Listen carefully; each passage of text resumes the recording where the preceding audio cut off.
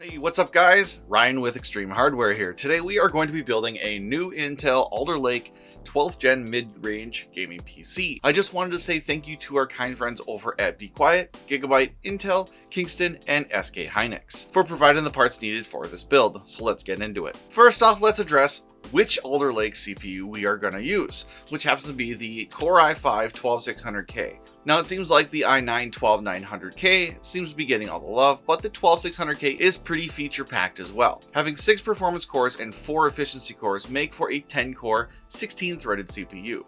This differs from years past of having straight CPU cores like the previous generations, like the Core i5-11600K that I used in a previous build. Keep your eyes peeled for an article and video on the generational changes from the 11th to 12th gen Intel CPUs coming up soon. So what is the Core i5-12600K's competition? Well, it seems better suited on the likes of the Ryzen 7 5800X, which has 8 cores and 16 threads, rather than the Ryzen 5's 5600X's 6 cores and 12 threads.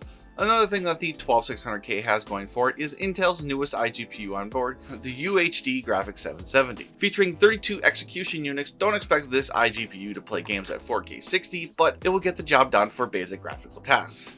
As opposed to AMD's CPUs, unless you get an APU, the only thing that comes to mind is the Ryzen 7 5700G. However, I personally wouldn't bother with AMD's AM4 socket anymore since AMD has announced the end of life in lieu of the upcoming LGA AM5 socket. So, motherboard. Naturally, Intel has migrated to a new socket designed with this CPU launch. This new socket, the LGA 1700, is physically different from Intel's sockets of years past. This time, a rectangular look to the socket is present along with different mounting holes and Z height, which is the height from the CPU in regards to the cooling. This means several manufacturers, including Be Quiet, who supplied a number of parts for this build, had to fab up newer mounting brackets to accommodate the new socket design. Alright, which motherboard is going into this build? Well, Gigabyte was kind of to send over their new Z690 Aorus Pro motherboard, and boy oh boy, this guy is feature packed. The term mid-range can mean a lot of things depending on what your standards would be.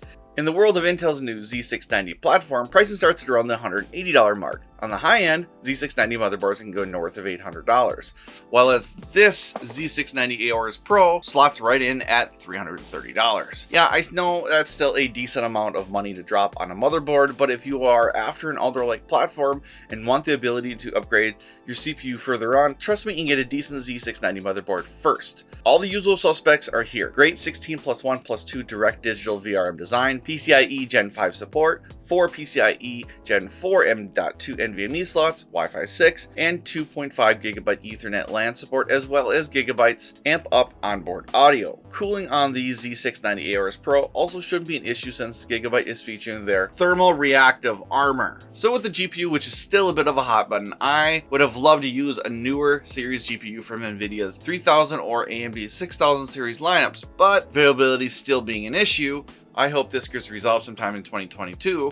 However, I chose to use the EVGA RTX 2060 Super SC Ultra again that I'd used in the previous build. Reason being, I can use that data to compare the two builds with like hardware. Moving on to CPU cooling, the first of 3 products that Be Quiet sent over is the Pure Loop 280mm. Liquid cooling nowadays seems to be all the norm, offering some of the best thermals with the lowest noise levels. Having 2 Pure Wings to 140mm PWM fans occupying the 280mm worth of radiator space means that the fans don't have to spin as fast as their 120mm counterparts. Be Quiet also is using a doubly decoupled pump, meaning it will be smooth and silent during operation. The pump is in line with one of the water tubes, which coincidentally seems to mitigate any pump vibrations that might occur. Priced around $100, making this CPU cooler a no-brainer. Next up, I want to talk about DDR5 RAM. Yes, the unobtainium that we all must have for our Alder Lake build unless you purchase a motherboard that supports DDR4 instead of DDR5. So what's so different with DDR5 as opposed to DDR4?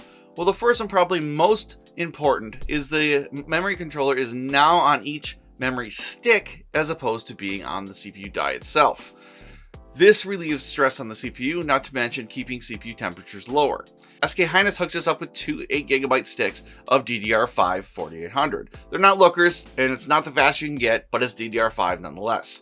This specific 16GB kit runs at 4800 MHz with timings at 40-40-40. Those timings straight up suck to that of DDR4, but really are in line with any other DDR5 kits. Also, this DDR5 kit runs at 1.1 volts, which is a bit lower than DDR4's range of 1.2 to 1.5 volts. Lastly, another interesting feature is the in DRAM ECC or in DRAM error correction code. Having ECC RAM offloads the system's error correction burden and improves reliability, availability, and serviceability, or RAS for short. For storage, Kingston has sent over their Fury Renegade 1TB M.2 NVMe SSD in the PCIe Gen 4x4 flavor. This little guy is rated to run at 7.3 GB reads with 6 GB reads while running Physa's new controller, the E18. It's just insane how fast SSDs are getting. Be Quiet sent over is the Dark Power 12750. This powerhouse is 80 plus titanium rated, which means it has an extremely high operating efficiency of 95.9%. Inside the Dark Power 12 is a Silent Wings fan, which offers the best of class airflow with a very low noise profile. Using Be Quiet's PSU calculator, this puts the system with an overclocked Core i5-12600K and the overclocked RTX 2060 Super at 58% low, well under the top end of the efficiency curve. If you have a couple more bucks, go for the 850. Otherwise, the 750 is plenty. On a side note, I'm using Be Quiet's Dark Power 12 1000 watt in my Threadripper 3970X RTX 3090 workstation build, which part 1 is on the Shellback Tech YouTube channel if you want to check that out. Housing all this hardware is the third of the 3 products that Be Quiet sent over, the Darkbase 700 in black. While this case was released way back in 2017, it still offers a really good building experience while being Be Quiet's most popular case they've ever sold. This is one of the many Be Quiet cases that also allows for an inverted motherboard layout, which we will be doing. Also included are 2 Silent Wings 3 140mm PWM controlled fans, as well as a 4-step dual rail fan controller that is selectable between silence and performance modes. Alright people, let's get to the build. We'll do some benchmarks, we'll do some temperature testing, power draw information, and we'll come back for a conclusion.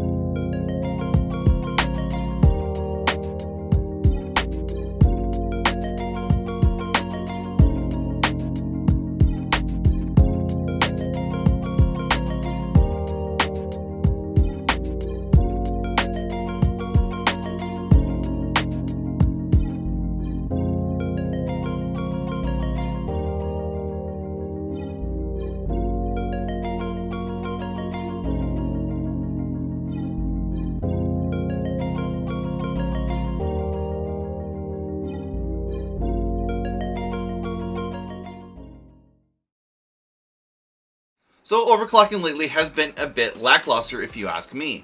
I remember the days where you had to OC via the BIOS. There just wasn't any good software to do any overclocking that was worth its salt. Well, today I took the easy route via Aorus' Easy Tune software. Please don't condemn me, but a 5 GHz all-core OC with a click of a button? Hells to the yeah. I did, however, tinker around in the BIOS and found a pretty awesome DDR5 profile for the SK Hynix memory to run at DDR5 5600 MHz at 36 timings. Pretty sweet, eh? So what did the 5 GHz all-core OC and the 5600 OC on the memory get us in net gains? Well, in the GPU department, not much, but as far as the CPU or physics are concerned, a sizable increase.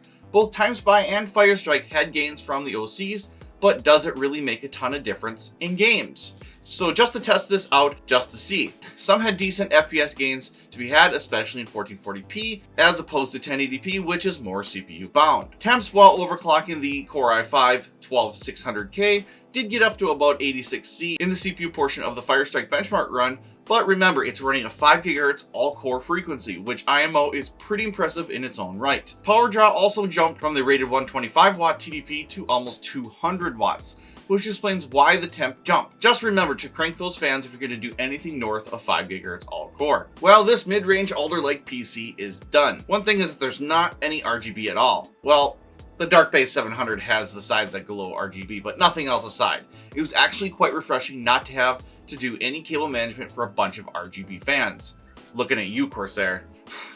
I also did an inverted motherboard layout, which was about 20 different screws. I think the build came out nicely and performs really well. I gotta say though, the one part that I am really impressed by is the Pure Loop 280mm AIO from Be Quiet. Cooling 125 watt CPU as low as it did is just impressive, but all this comes at a price. However, I also have an alternative part for each component listed as well.